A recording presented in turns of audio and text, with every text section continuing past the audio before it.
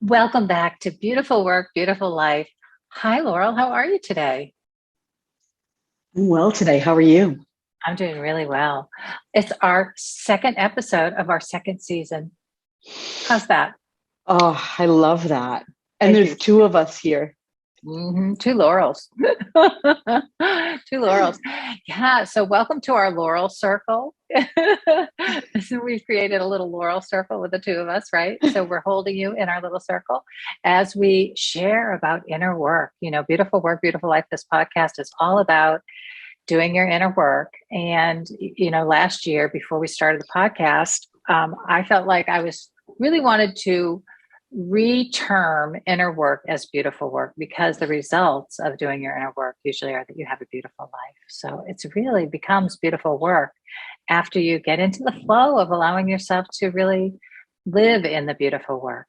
So we're here to talk about this beautiful work. And today's episode is all about allowing change.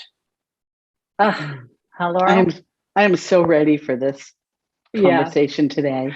I know. And, I know that many clients over time have come to me and said, oh, I just don't like change. I don't like change. I don't like change. I can't do change. And I always have to take a breath and just say, okay, it's okay. It's okay. But change is going to happen. So, what are we going to do with that? Right. So, maybe we could just work on your relationship with change. Yeah. Yeah. Such a good Mm. approach. Mm. I always I've spent I spent most of my lifetime claiming that I love change. I Mm. was, I'm even going to say a child, teenager that changed my furniture in my bedroom around all the time. Me I too. Me couldn't too. couldn't get enough change, right? Yeah. And I don't know, probably 5 years ago, I said to my husband once that I like change. I don't know why I was feeling this resistance to changes that were happening around me. And his response, he knows me so well. He said, "Yeah, you like change when you choose it." Yeah. Right. And I think Yeah. that it reminded me, I wonder if I knew that to be true immediately, by the way. Hmm. But I Sure. wonder if that's what most of us, we like Mhm. change when we choose the change. Right. But Right. when the change is happening to us, Yeah. Yeah. that's when it's hard Or to yeah, allow it. to us, or even in life around us that we're accustomed to being a certain way, and the dynamics begin to change, and now we have to adjust to the change, right? Or Yes. we have to think about it in terms of, okay, what does this mean for me, and how am I going to work with this? And I think that's really ultimately the key, isn't it? At some level, being able to It is. respond well to change, maybe is a great phrase to use. Yeah, And it yeah, ties in with letting go of control. I think that's yeah. one of the things that's hardest for me is, when when change is happening around me or for me, but Mhm. it's not my choice. It's hard to admit, okay, this is not what I was planning. This is Yeah, not what I was orchestrating, but this is happening. And yeah. how can I respond rather than holding on to what I thought was going to happen with I a death know. grip? I know with the death grip. I know. And what a great, expression to use too, because oftentimes any change brings about, at some level, I consider it like the little deaths that we experience in life to get us, to me, are preparing us for the big ultimate death that we will go through one day. And so there's always grief work, usually, with change, because something's leaving and something new is coming in. And so to be able to build our muscles and build our skill level around all of that is serves us really well if we can begin to approach change that way, right? And I think of like a couple examples that come up for me, Laura, when like you say, change that isn't of your choice. That's really hard. For me, I went through a layoff once. I mean, it's terrible to go through a layoff, to be told you don't have a job anymore. That's a huge change, right? And when somebody gets really sick or ill or dies suddenly, such a fast change in your life, and you have no choice but to respond and to move through it.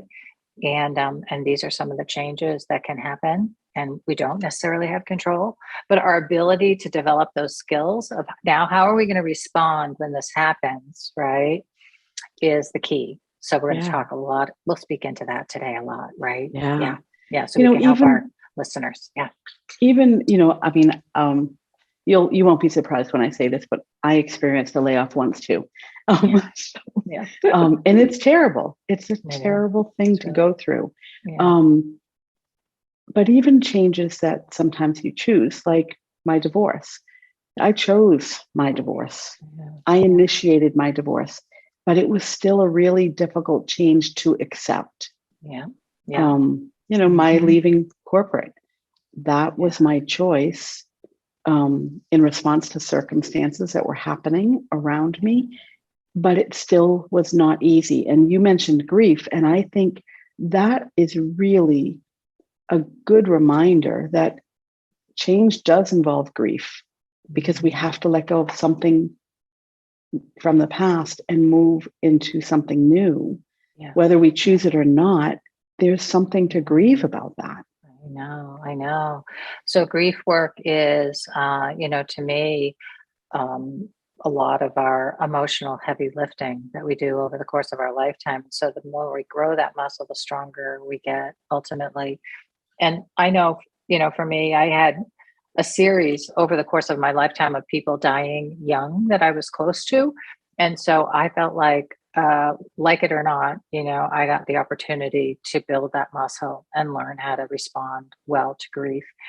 And it served me really well over the long haul. And so I say to people that have to, unfortunately, build that muscle as well, that it's hard to get through, but we can grow really well from it. And also, we can become a really beautiful resource to other people that are going through grief. And that's really needed in the world today. It really is. Yeah. And, I want to just remind our listeners and myself and that grief can happen in various stages. And so, death does create this deep sense of loss and grief, the end of a marriage, maybe at the end of a job, but even things like moving from an employee to an entrepreneur, there's a period of grief in there that ties to who you once were. It might be the empty nest. Believe it or not, I put empty nest in the grief category. Absolutely. Because you really are letting go of, there's a loss in whether it's identity, relationships, daily routine and habits, right? Change requires loss. Yeah. I love that empty nest example too, because, everybody's, I think, at a different place. It's so nuanced, the whole experience of becoming an empty nester. And there's such freedom, right? And so and oftentimes when we think about it, we think about, I should be happy and I should be excited and I should be all these things, right? Because so much responsibility is often off our shoulders. And yet, it's a whole stage of life. And if you liked being a parent, at some level, it's an over. It is over in a big way, right? Like no more kids. And yes, adult children are there, and you still get to parent in a certain way, but it's the end of an era in your life that isn't going to come back. So, so there's grief work to be done, and even in the midst of excitement, there's grief work, right? That's right. To be able to do both side by side. Yeah, absolutely. And I think about retirement. I know people that are so excited to retire. And then, after that excitement and the newness wears off, after a couple months, maybe the first summer season, there is a loss of identity and belonging. So I think part of allowing change is making sure that you acknowledge the loss and the excitement. And can you allow yourself to feel both things simultaneously? Yes. And so much in life, our ego, right, grooms us to see ourselves in a certain way and get attached to being seen in a certain way and being known in a certain way. And so I always think of loss and change as, if we use it to me, at one of the deepest levels, right, it is self-discovery. It's discovering ourselves beyond roles, beyond situations, beyond partnerships, whatever it is, to know that we have an essence, we have a soul, we have a certain something inside us that's isn't necessarily easy to define, and it can't necessarily just be contained in one role or two roles or a job or whatever, right? And so to know ourselves more deeply through the experience is also a beautiful path. Yeah. Yeah. And this may start to sound like a broken record, but curiosity, right? How can Yeah. you allow change by being curious? Being curious what, what this newness has in store for you, or who can I become now that I'm moving into this new time and space, right? This new Yeah. role or relationship, this new phase. Mhm. Yeah. So Laurel, I feel like I feel like you just kind of opened a little bit of a portal. So let's talk a little bit about approaching and allowing change. Like there are some steps we can take, some actual things that we do as we begin to walk through them. So the first thing is identify what is the change exactly that's going on. And sometimes this helps us to um, deal with the emotional parts, because sometimes the emotional part is hard and we have to work through the emotions. And so we have to do that part, and then simultaneously or at different stages, right? We have to use our good, clear thinking to help us navigate the territory of new life, endings, beginnings, whatever it is. And sometimes those things don't really go together well, right? If we're overcome with emotion, we're not going to think really clearly. So we're processing emotion, but we're also processing, the logistics, let's say, of the change. So we want to do those two things. And one of the ways to work with the logistics part is, first of all, just like, what is the change? And what does that mean for you? Beginning to allow yourself some reflection time around it's a change, but what does it mean for you, right? What does this change mean to you? And it might mean something different to somebody else in the situation, but that doesn't really matter. Like they can tell you, somebody else might try to tell you, right, what you're supposed to think or how you're supposed to feel, but that might not fit for you, because this change might mean something else for you. So just beginning to work at the beginning of identifying what is the change and what does it mean for you. Yeah. Yeah. Yeah. And then I love your next questions, which are, what's going to change? What's my role here? How's my role going to change? Or what does this mean in terms of, how I'm going to show up, or what I need to do, or how I need to be, what I have to become to manage this well, right? Yeah. And, when I think about that, oftentimes my tendency is I am a head thinker, I'm a planner. And so change happens, and right away I go into the planning mode. Okay, this is how I'm going to act, be, do now that I'm in this. And what I have found, sometimes it's okay just to not know, right? To be in a place where maybe my only job is to be open and be willing to feel what I'm feeling. And I say this because sometimes fear shows up in change, right? Yes, it's the lack of control that we might have. But what do we know to be true about ourselves? We can handle not being in control 100% of the time. I mean, we can. That's right. It's like the roller coaster ride, bracing yourself for the ups and downs. We know based on our past life, we have been through change before, and we have everything we need to navigate change, especially if we can just pause for a minute and wonder, without having the answer, wonder, what opportunity is this going to bring? What choices will I have of who I'm going to be next or how I show up? Rather than deciding too soon. Yeah, that's great. That's great. As we're recording this, I think of, we just went through a weekend where the Supreme Court overturned the Roe versus Wade decision. And so this is a big change in the world. And many people are responding in all kinds of ways, right? People that are happy about it, people that aren't happy about it. And we all have our own response to that. But it's still the same, ultimately, right? Where we enter into, we have to allow it at some level because it has happened. It's happened. Okay. So now the question is, what do we want to do with that? Right. And how do we, what's important to us? And then how are we going to express that and move forward in that? And so, we have these bigger changes, right, that are very institutional outside us. They feel like they're happening to us. And yet we're still a part of the big picture.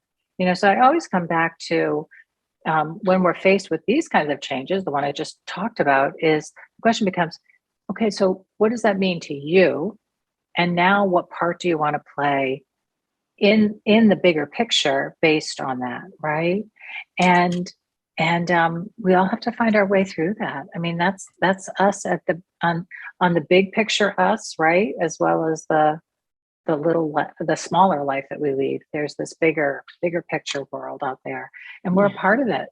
So we and to feel like we have no control ultimately makes us feel resentful, angry, mad, right? And yet that's not going to help us activate and move forward and be a part of whatever it is we want to be a part of. So again, we go through the feelings, but then we have to decide, okay, now what? Now what does that mean for me? Right. And I think that ties in really well with the conversation we were just having about not letting your feelings, your emotions interfere with your clear thinking. Yes. And so sometimes it requires you to give yourself time and space to feel all the feelings, yes, however long you need to do that. Yeah. Yeah. And then move into the clear thinking and then taking action. Yeah.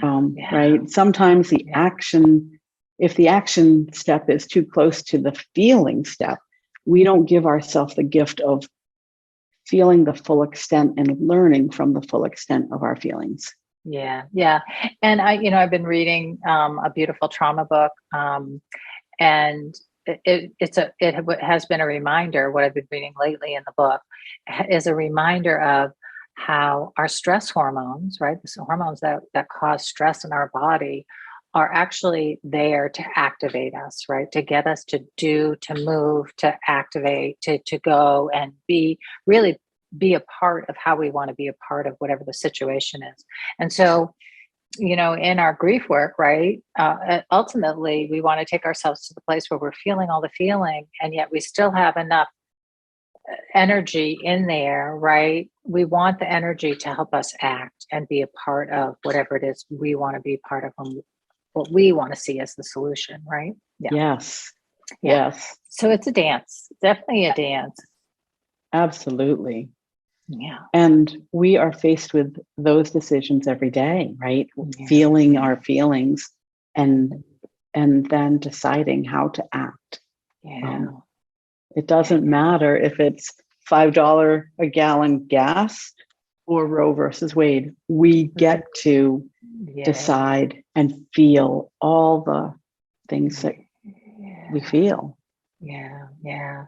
So in allowing change, it's identifying the change, being clear for ourselves what it means to us, then being able to ask, well, first of all, even just telling ourselves, right, we can handle the change. I love that you said that. We can handle change, whatever the change is that's coming to us, no matter how overwhelming, no matter how painful it could be, right? We have to breathe. We have to remind ourselves we can get through this. I love the saying, this too shall pass, right? The idea of the pain will pass, that whatever we're moving, it will pass, but we have to bear it as we move through it. And then hopefully it's activating us to, grow in some particular kind of way. And I love that question, to it goes with your curiosity, the idea of remaining curious whenever we're in the throes of change, right? Yeah. What do I need to do to grow and become more fully who I want to be in the world, right? Yes. Yeah. And, sometimes, this too shall pass comes with a connotation of just to do nothing, accept what is, and let it pass. Yeah. But so that saying is comforting and maddening all in one for me. Yeah, I love that. That's great. Similarly, there was a time in my life when I used to hold on to the saying that God only gives you as much as you can handle. And then at some point, I think that's a lot of hokey. Because now I know that we grow through everything we go through. And so one of the things I tell myself when I need to allow change to happen, and I don't really know how to navigate it, I don't know what the answers are yet, I say to myself, you've navigated hard things before. You've done hard things before. Because, when you talk about like just exercising your growth muscle or your allowing change muscle, the fact that we're resilient and we learn more through our experiences than any other way. Yeah. We just have to remind ourselves that we are capable of navigating change, even if we don't know the answer right now. Right. To just be able to say that story instead of saying, oh my God, here's change, I hate it. How about, oh, here's change. I've been through change before. I can figure out how to do this. Because really, I mean, the thoughts we think matter. They bring the energy of, I can do this or I can't do this, right? Absolutely. So that's, that being able to just do that self-talk of, change can sometimes be hard, but I can do this. I've got this covered, right? That's a big deal. That's a big deal. Yeah. It reminds me of a practice I use with clients about when an emotion shows up. Rather than try to figure out why it is showing up, greeting it. And so oftentimes I will say, hello, fear, my old friend.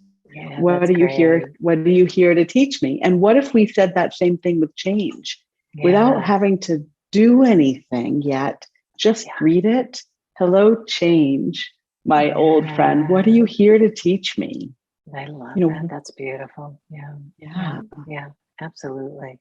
Yeah. It's hard to allow things to happen when we are not choosing them. It's true. It comes back to me, in my inner power wheel, the second practice is practicing acceptance. And because for me, when we come into acceptance, which to me is allowing, right? There's some level of saying, I accept that this is going on, right? Rather than resisting it or denying it or pretending otherwise, I accept this is going on. And then now what? And now what does that mean for me? And that's where, we can either feel powerful to choose, right? Even in the face of a layoff, after the blow of, oh, my job just got taken away from me, right? Now I have to go find another job. And now the choice is, well, what does that mean for you? And where do you want to go look? And is this a time to make a leap into a new career maybe, or whatever, you know what I mean? But to feel empowered at some level where, okay, now I'm going out and I'm choosing something new, or I'm moving onward and trying to choose in a really, I guess, as powerful positioning as we can be given whatever the circumstances are. Yeah. Yeah. So that's beautiful. That's what we've got. Yeah. Good. So, any journaling question or any prompt for anybody as we close out our show today, Laurel, that comes up for you? I mean, we gave a lot of ideas here, but anything that kind of left here for you? I think two journaling prompts might, or it might be one, but it's, recalling a time in the past when you resisted change and how that made you feel. And then a time when you experienced change, but you didn't resist, and how did that make you feel? Yeah. That's great. What about you? I think what's coming up for me is one of the exercises that, again, is in the Live Your Inner Power Journal, but I love it because it always makes me, it always is the invitation to go back and look at what have you already been through in your life, right? And where is your, you already have skills for moving through change. And so to be able to go back and say, what change did I have that I maybe didn't really want, that I went through, but I navigated okay and came out the other side okay, like what skills have I already got Yes. around moving through change, like, and being able to look and see whatever success you've had from the process, and then put that in your back pocket and remember you've already got some skills. Mm, Yeah, that's good. that's Really good. good. Yeah. All right, Laurel. Well, we're well into season 2 now with our second show, and looking forward to more. So many good topics to explore this season.